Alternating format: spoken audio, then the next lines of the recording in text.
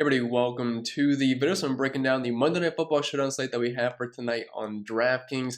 We have an AFC North showdown between the Pittsburgh Steelers and the Cleveland Browns, and what's probably not the most exciting game out there. Only a 42-point over-under, but at least there's some playoff implications on the line for this game, as the Steelers are still in a situation where they could happen to make the playoffs. The Browns, unfortunately, for me, as you can see, I'm a Cleveland Browns fan.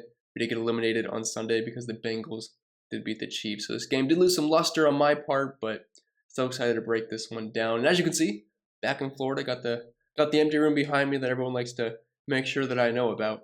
And I think I got COVID while I was in Ohio, so hopefully my voice doesn't sound too iffy in this video. So just bear with me if it doesn't sound too great. But as always, if you want to check out the Patreon, lots of extra content over there. And in the coming months, very, very soon, we have NASCAR coming back, and then we have baseball, and we're still doing playoff football here. And if you don't want to sign up on Patreon, that's totally fine, but I do appreciate everyone that leaves a like and subscribes to the channel. Free and easy to do, and it's just an easy way to help show your support for me putting out some free content for you guys, so I do appreciate that. And last but not least, this video is sponsored by Prize Picks. I'm sure most of you know it is by now, but if you don't, it's daily fantasy sports simplified, just you versus the projections. There's no sharks, 150 max contests, or salary cap restrictions, or anything like that. Just you versus the props they offer each and every single day. And as of right now, if you sign over on Prize Picks, you can get a free money bonus as an instant deposit match up to $100 when you use code CPEN and tell them I sent you. But I think it'll be up for the plugs for the most part, so without further ado, let's dive into today's video. And as always, you'll start with the quarterback position. It's not a pretty slate if you're looking to roster your quarterbacks. We have Big Ben and Baker Mayfield. Both guys have obviously not been very good this year, and trust me, I'm the biggest Baker fan out there, but it's just not been happening this year. Dealing with too many injuries, a fractured shoulder, torn labrum. It's definitely been a carousel of injuries for Baker Mayfield this season, plus his pass catching options. I wouldn't say they're exactly been great. And he hasn't played good football this year, so just really not a great combination for Baker Mayfield. Plus, matchup versus Pittsburgh's defense, 9th DVA versus the pass, and 10th and fewest points allowed per game to the quarterback position. So I don't really have high hopes here for the Browns offense. I think it'll be a close game. I'd say either team could win this, but it's never been easy for the Browns lately going on the road in Pittsburgh and playing football, besides that playoff game that they had last year. So for me personally, I'm not a big fan of either of these quarterbacks in the captain spot. I think they're fine in flex plays because they're both pretty cheap. But for the most part, they have very low ceilings, and the floors really aren't that great as well because both these guys don't really run the ball too much. I will say if I had to pick between the two, I prefer Big Ben over Baker Mayfield just because I like pairing up with Deontay Johnson a bit more than I'd like any of the pass-catching options for Baker here. And it's a little bit of a softer matchup. The Browns do have a good defense. Most of these defenses are pretty solid. But the Browns are 23rd DVA versus the pass. They're still 11th in fantasy points allowed per game to quarterbacks, which is kind of right there with the Steelers defense versus quarterbacks. But the Steelers typically do throw the ball more, as Big Ben's throwing the ball on 35 times per game, and Baker's only sitting at 26, plus only 216 passing yards per game, and Big Ben's sitting at just around 250 and more touchdowns as well. So it's not pretty for both. Obviously, the Browns want to run the ball more than anything because that's the way to victory for the Browns, is just having Baker throw the ball as less as possible and just feeding Nick Chubb. And plus, they'll have Kareem Hunt back as well. So for me, I wouldn't say either of these guys are must-plays, but as far as just throwing them in the flex spot, like in cash games, that's totally fine because both these guys are cheap and you can get them for around $18,000, $19,000. And looking at my projections, I have them both around mid-15 points. So really nothing separating them too much. And value-wise, they're basically the same as well, considering their price tags are very, very similar. Heading over to our lineup, I'm not going to plug any of these quarterbacks in the captain spot. I'm going to head right up to the flex, and we're just actually going to plug in both just to see what a roster construction would look like if we happen to plug in both quarterbacks. Because, I mean, not that these are great fantasy options. Like, if you're just looking at the recent games, I mean, Big Ben has had a couple of solid games for fantasy this year, but for the most part, it's not pretty. 8, 11, 28 versus Minnesota. I think we all remember that showdown slate. That was absolutely amazing. 19, 11. Like, it's just not pretty for Big Ben, and it's even worse for Baker. Typically, it's just... there's like no ceiling games out of them. 13, 16, 13, 9, 5, 16, 9. Like, it's just not a fun time for either of these quarterbacks. But since the showdown slate, we have to have interest. If this was the main slate, there is no way I'm even considering either of these two. But for right now, we're just going to plug in both in the flex spot, and we'll see what fits as we progress towards the end. And moving on to the running back position, we will start with the Browns group here first because it's a little bit harder to break down because as of right now, I'm assuming Kareem Hunt is going to play. He is currently questionable. If he doesn't happen to play, that is a boost for Nick Chubb and obviously Dearness Johnson. If Kareem Hunt is in, Nick Chubb is still the main guy you'd want, but he is very expensive for a guy that typically splits a bit with Kareem Hunt, plus Kareem Hunt is the main pass catching back in that offense. So really it's just going to depend on the news before the game, whether Kareem Hunt plays or not. If Kareem Hunt plays and has his normal role, not sure he'll have his normal role though. First game back, dealing with the ankle issue and also off the COVID list. But at $5,400, that is very appealing. But if Nick Chubb is the main guy here and we don't have Kareem Hunt, it would be hard not to have some interest in Nick Chubb. I realize the price is very, very high for a guy that's not used in the passing game. And if obviously Kareem Hunt's active, it'd really be far-fetched to assume Nick Chubb gets really any work in the passing game, maybe outside of a screenplay. But I mean, it's a good matchup on the ground versus Pittsburgh. They have not been good versus the run this year. They're actually 30th DVA versus the run in 26 versus fantasy running backs this year, like over 120 rushing yards per game. And we know Nick Chubb is one of the most efficient running backs in the entire league. But the price does make it pretty hard to get there.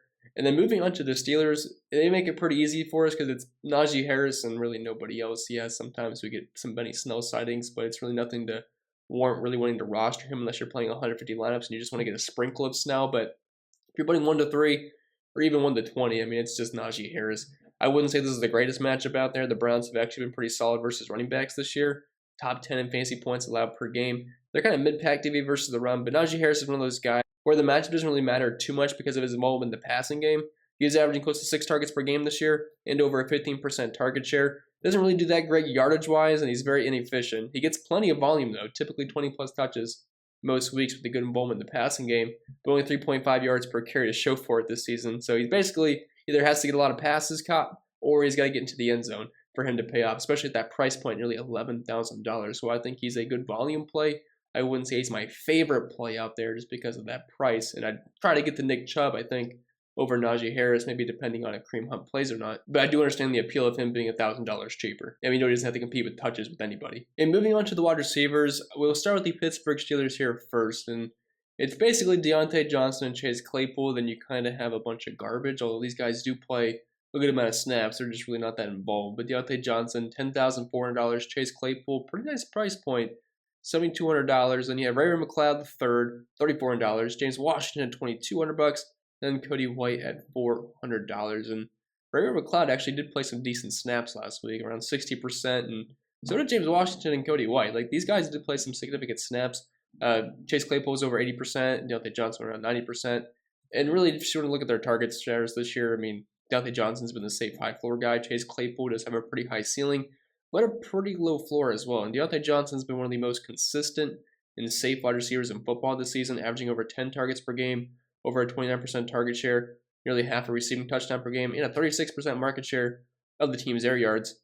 Now, while Claypool doesn't get quite the targets, his yardage numbers aren't that bad compared to the other wide receivers that we have on the slate, but he does have less than a 20% target share. But what is appealing is that 33% market share of the team's air yards, and he's $7,200. And a lot of the attention will be on Deontay Johnson in this game, so I think Chase Claypool is worthy of a few shares in tournaments. I wouldn't say he's a cash play. The price is not bad, but the Browns do have some pretty good corners, and they are 11th versus fantasy wide receivers this season. So, I mean, I would prefer to get Deontay Johnson, but I realize that's a tough task at $10,400, but I do think he's one of the safest options on the entire slate. I would personally say just comes down to your roster construction. If you don't have money for Deontay, but you need a pass catcher with Big Ben, throw in Claypool. If you can't afford Claypool, try to get weird with one of these cheap 3 or 2K guys, or maybe even cheaper if you have to go that route. And then as for the Browns, really the only consistent option I would say in terms of getting targets is going to be Jarvis Landry here at $8,400. But outside of him, you have Rashard Hollywood Higgins at $5,600. Donovan Peoples-Jones at $5,000, who does have some big play upside, although he has had some issues with catching the ball. But he does play a lot of snaps, and he's kind of in that Odell Beckham Jr. role, and he does have some upside to him. And then Anthony Schwartz, the rookie, kind of just a flyer there, to be honest. Hard to really trust him. He does have a decent ADOT, though, 20.9, 13.5% market share of the team's air yards, but he's averaging just over 1.5 targets per game and a 5% target share, so it's nothing really you can count on too much. And then Jamarcus Bradley, he's on the team, but he played 0% of the snaps last week. And again, it's similar to what I said about the Steelers. It really just comes down to your roster construction. If you have Baker Mayfield, you don't have one of the tight ends, you need a pass catcher with them. It really just comes down to whoever you can fit. I would like Jarvis Landry. He's the safest. Nearly 24% target share this season. Everybody else kind of just hoping for the best here. So heading over to our lineup, I bypassed the running backs for now. I am not opposed to getting a Nick Chubb or a Najee Harris in here at some point. But for right now, we're going to actually just skip to wide receivers. And the one guy I said I like the most, I think he's arguably the best play in the slate, Deontay Johnson here at $10,400. We could put him in the captain spot. I will definitely have some Deontay Johnson shares in the captain spot. But if we plugged him in, that's around $5,200 just to try to see what kind of salary we're left with. And if we put him in the flex spot, it's obviously some more added flexibility there. And I don't even mind getting a kicker in the captain spot in this slate because I think it's going to be not a high-scoring game. And I just feel like Chris Boswell is a money play on showdowns every single time. But if we plug Deontay in the flex spot, we have around $7,000 left, which does feel pretty good. And moving on to tight ends, the Steelers kind of make it easy for us here. It's just basically Muth here at $6,600. Yes, Zach Gentry, or Gentry, whatever it is, $800. He does get some playing time, but for the most part, it's Muth here in the passing game. The guy's a good tight end. He missed last week with the concussion, but he's good to go this week. And last time he played the Browns, had 7 targets, got into the end zone, get like 14 fantasy points. Not saying what's going to happen again, but I mean, I think Muth's a fine play here. The Browns haven't exactly been that great versus the tight end position this year. They're actually ranked, 19th versus tight ends. But I think Muth's a guy that's averaging on 5 targets per game, 12% target share. I mean, I wouldn't say he's like an elite level tight end, but he's definitely one of the more solid tight ends in the NFL, and this is his rookie season, so I definitely think he does have a bright future. But as for the Browns, it's kind of a carousel here because all 3 of these guys are involved. Austin Hooper, David Njoku kind of split the snaps up top. Austin Hooper, I would say, is the safer bet for targets. David Njoku has better big play upside. And looking at their market share of the team's air yards this season, I mean, kind of what indicates that 12% market share of the team's air yards for Njoku. Austin Hooper sitting just under 8%. Both guys have very similar targets. Harrison Bryant, I wish he was cheaper. I'm surprised he's not like around $1,000 some dollars. $3,000. It's kind of priced out for his involvement. I mean, he plays not a decent amount of snaps, but he should get around 20-30% of the snaps. But he is averaging less than 2 targets per game this season and a 6% target share. So I do wish he was cheaper. But for me, I would mainly pick between Njoku and Hooper. Njoku being $1,000 cheaper than Hooper is definitely more appealing to me, even though he might not be as safe of an option. But I do like the bigger play upside that we have with Njoku. As far as the defenses go, you guys typically know my stance on them. I'm fine playing them, but I typically go underweight on them, and I never ever play them in the captain spot outside of like very rare situations. Like I remember when the Cowboys played the Washington football team, I did play some Cowboys defense in the captain spot just because the way they projected was abnormally well. It did end up working out. That's not going to always happen, but we did get lucky with some defensive touchdowns, and that's the only way it's going to work out in the captain spot is when you get defensive touchdowns, which it's basically just luck-based. You can't project that to happen. And looking at the projections here, nearly $5,000 for the Steelers defense, mid-4K for the Browns. It's not really appealing for me point per dollar-wise. Like, I'd much rather play the kickers than I would the defenses. I mean, both quarterbacks are good for some turnovers, so I wouldn't be opposed to playing defenses, but I'm not really huge fans of either of them, and I would not play them in the captain spot.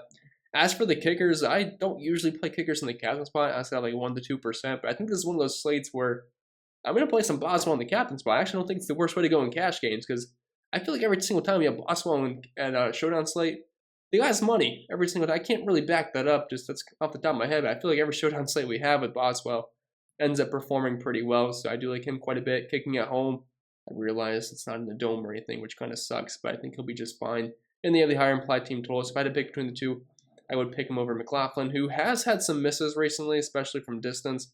Only $3,100 though, and I really don't mind both kickers. They're both fine to me, but Boswell definitely project a bit better. And moving on to the rest of our lineup to fill it out, and keep in mind, if you guys just copy and paste these, I don't build these for anyone to use. I'm just seeing what fits as we talk throughout the video. So anyone that just fast forward to the end to see what lineup is built, I'm sorry, but I'm also not sorry because you shouldn't be doing that anyway. So we have $7,000 left. We have 3 spots in a captain. And like I mentioned, I don't hate Chris Boswell in the captain spot. It's never my most favorite thing to do, but on a slate like this, to be pretty low scoring, defenses should be able to stop the offenses, but I could see situations where the offenses can move the ball a bit, but they get stuck in field goal range. I hate projecting or relying on kickers, but I might pull the trigger here on Boswell in the captain spot for $6,000. Then we're left with $7,500 left. I'd like to be able to fit in one of the big high-end tier running backs in Nick Chubb and Najee Harris. Najee Harris is definitely a lot easier to fit in. I'd love to know if Kareem Hunt plays or not, because if he's out, it definitely helps me like Nick Chubb a little bit more, but if he's in, it does hurt Nick Chubb's upside a little bit. So I just tried 2 different situations here where if I plugged in Najee Harris, we're left with $4,200 left. We're kind of, you have David Njoku here, you have Chris McLaughlin. I am fine with either of these two. If you wanted to get Njoku, that's a nice pairing with Baker Mayfield. If you wanted to go double kicker, that's totally fine as well. If you happen to go the Nick Chubb route, we're going to have to get it's about $1,000 cheaper. So we're left at $3,400 left. That could get you a Harrison Bryant still, Ray McLeod, James Washington. So either way you went, I don't think that would look too bad. If you happen to go the possible kicker route, which is obviously not my most favorite thing to do out there, but I think in terms of playing cash games, it might not actually be the worst idea. But don't just get set in stone on doing one thing tonight. There's many ways we can go, plenty of ways to build some pretty good lineups. But with that being said, I think that'll be pretty much it for the video. So I hope it was helpful, and if it was, make sure you leave a like, subscribe to the channel if you haven't yet already. If you want to take that one step further, an official member over on Patreon. Link is down below in the description for that. And don't forget, this video was sponsored by PrizePicks. And as of right now, when you sign over there, you can get a free money bonus up to $100 when you use code CPEN and tell them I sent you. I think that'll be it. I'll stop rambling. Appreciate everybody watching. Make sure you leave a like, subscribe if you did enjoy the content. I'll get out of here. Hope you guys enjoy the start to your week.